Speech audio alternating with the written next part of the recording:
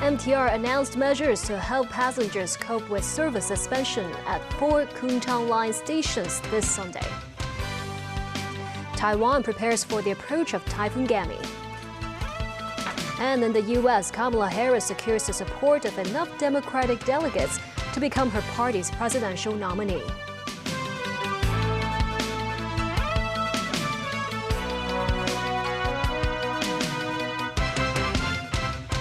Good evening, and thank you for joining us. The MTR Corporation is going to suspend services on Sunday at 4 stations on the Kuntong Line stretching from Prince Edward to Ho Man Tin to facilitate maintenance work.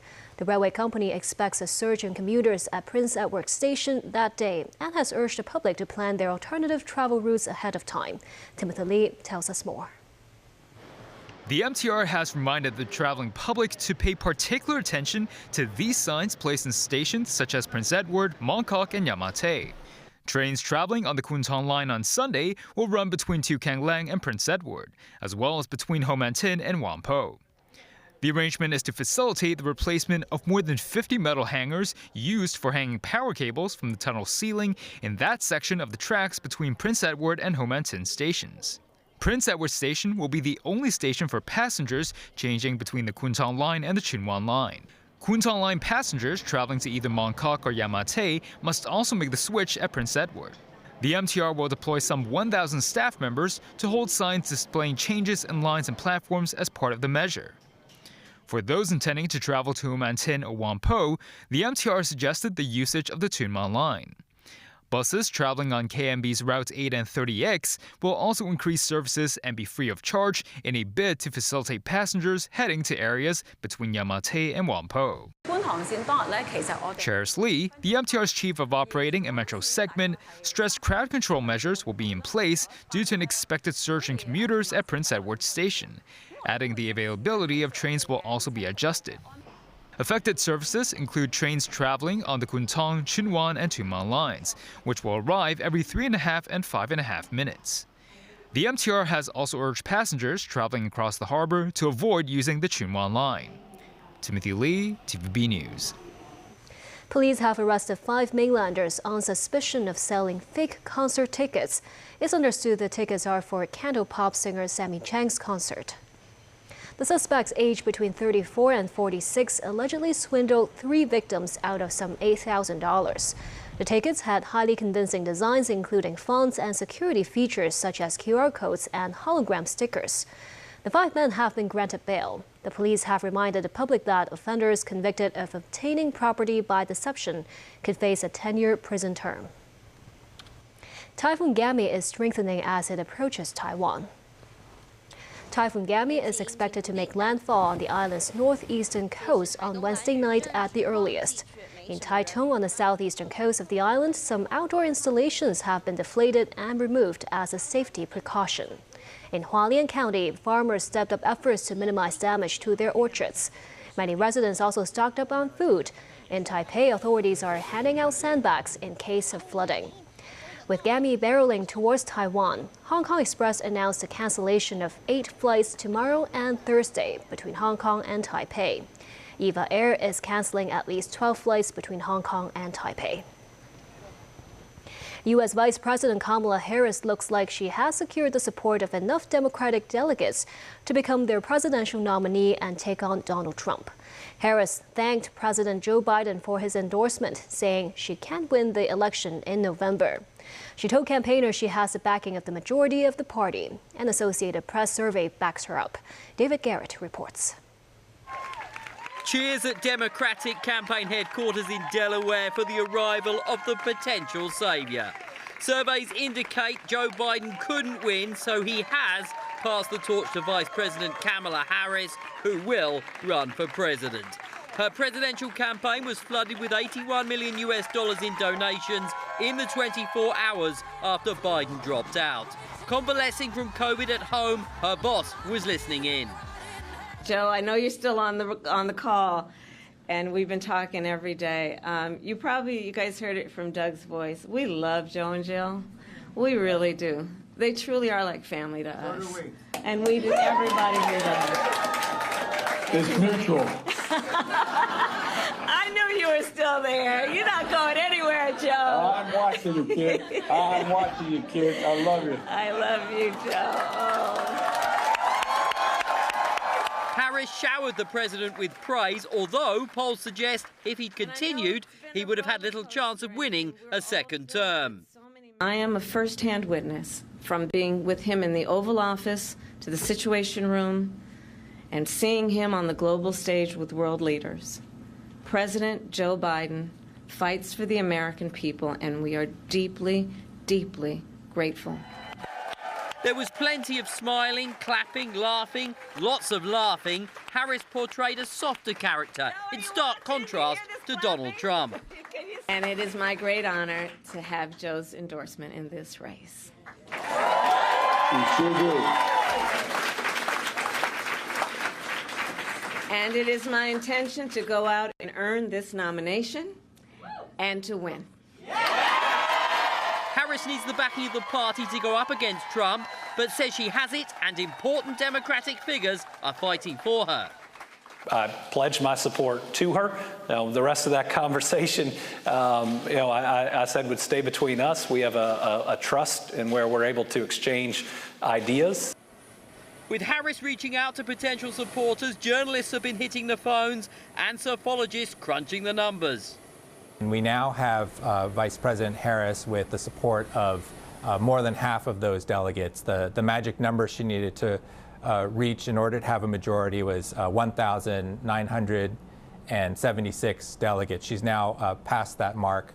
That doesn't mean, though, that she's the presumptive nominee. These delegates are free to change their minds whenever they want. So we've been contacting these delegates to find out who they support. The overwhelming response from the delegates we've contacted so far is that they support Vice President Harris to be the nominee. It is looking more and more like Harris versus Trump this November. David Garrett, TVB News.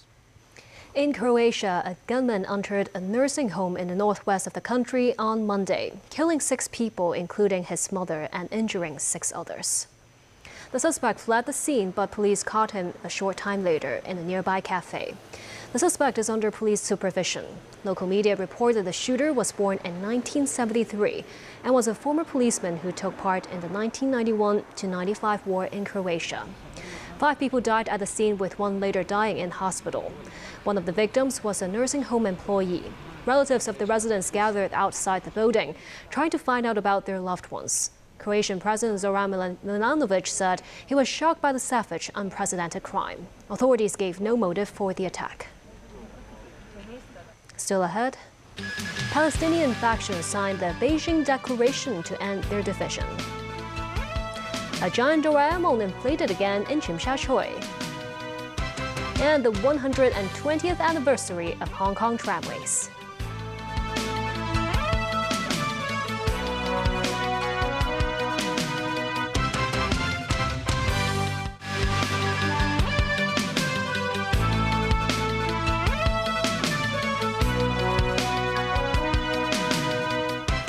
Welcome back.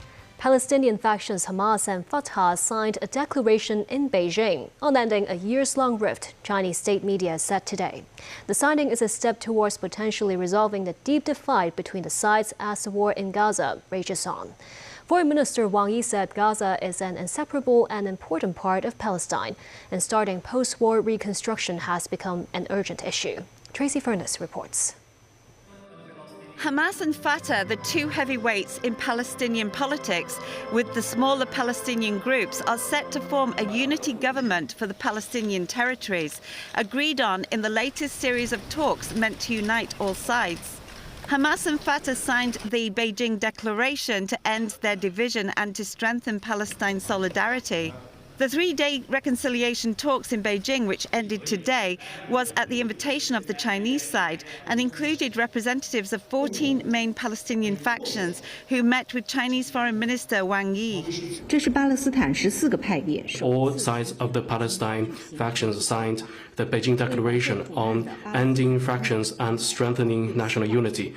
it has been released. This peace talk provides valuable hope for the Palestinian people in the abyss of misery.